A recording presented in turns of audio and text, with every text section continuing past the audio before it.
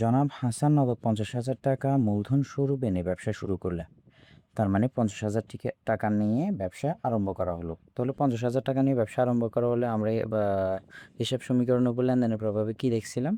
সম্পদ বৃদ্ধি এবং মালিকানা সত্ত্ব বৃদ্ধি। সম্পদ বৃদ্ধি এবং মালিকানা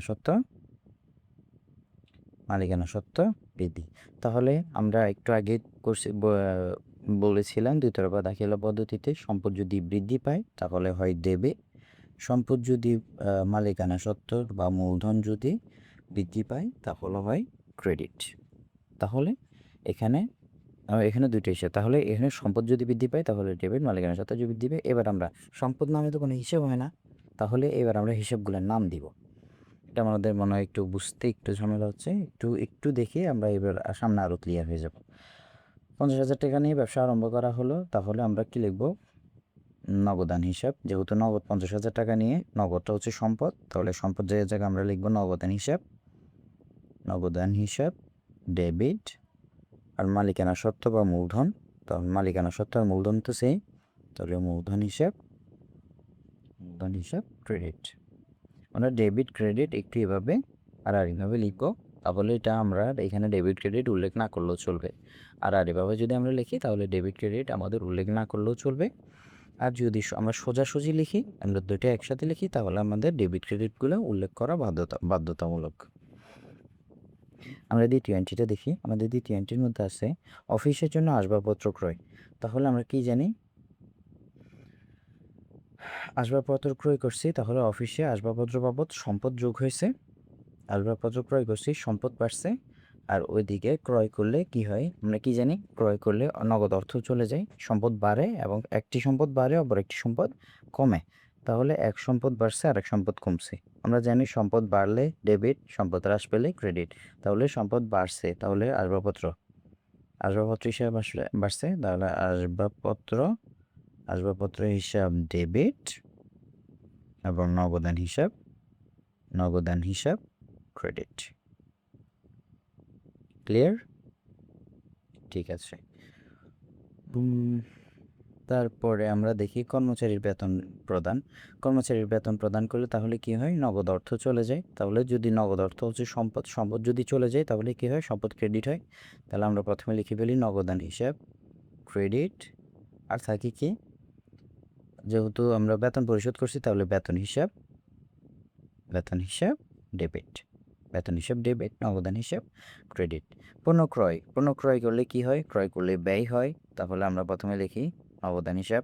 ক্রয় করলে নগদ অর্থ চলে যায় না, নগদান হিসাব ক্রেডিট আর ক্রয় হিসাব ডেবিট।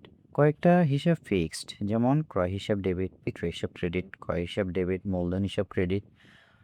এই কয়েকটি হিসাব একদম ফিক্সড। উত্তোলন হিসাব ডেবিট, মূলধন হিসাব ক্রেডিট। এই কয়েকটা ফিক্সড, এগুলো কখনো নড়বড় হয় না। তারপরে সকল স্থায়ী সম্পদ ডেবিট। আমরা কয়েকটা যদি নোট লিখি তাহলে দেখব সকল স্থায়ী সম্পদ ডেবিট।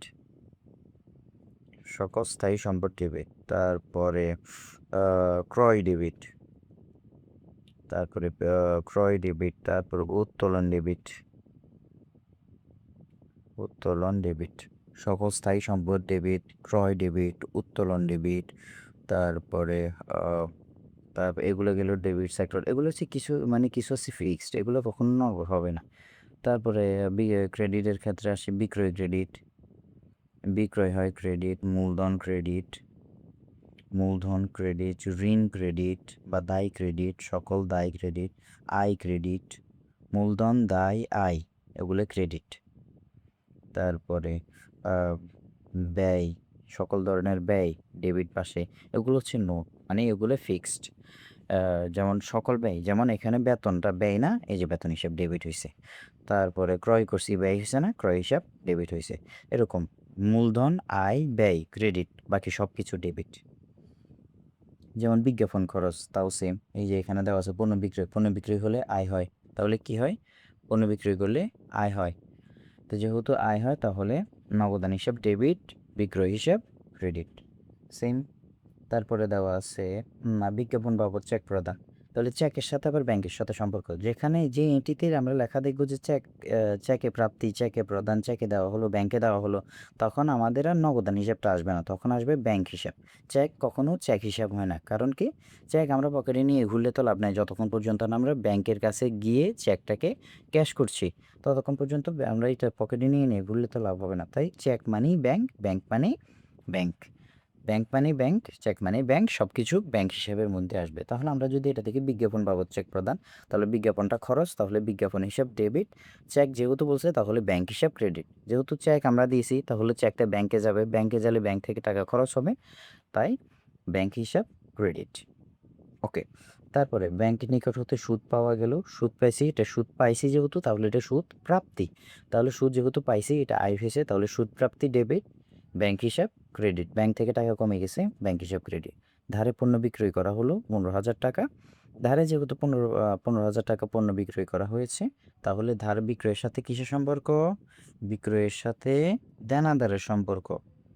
তাহলে এদিকে দেনাদারটা হচ্ছে সম্পদ, আমরা আগে ক্লাসে পড়ছিলাম দেনাদার হচ্ছে সম্পদ, তাহলে দেনাদার হিসাব ডেবিট, বিক্রয় হিসাব ক্রেডিট। ভাড়া বাবদ চেক প্রদান করা হলো, ভাড়া হচ্ছে খরচ, খরচ বাবদ চেক প্রদান করা হয়েছে, তাহলে ভাড়া হিসাব ডেবিট, ব্যাংক হিসাব ক্রেডিট, ভাড়া দিয়ে দিছি এবং ব্যাংক থেকে টাকা কমে গেছে, তাহলে ভাড়া হিসাব ডেবিট, চেক ব্যাংক হিসাব ক্রেডিট। ব্যবসার প্রয়োজনে ব্যাংক হতে উত্তোলন, আমরা কি পড়ছিলাম, উত্তোলন হিসাব ডেবিট, তাই আমরা এখানে লিখব উত্তোলন হিসাব ডেবিট, নগদান হিসাব ক্রেডিট।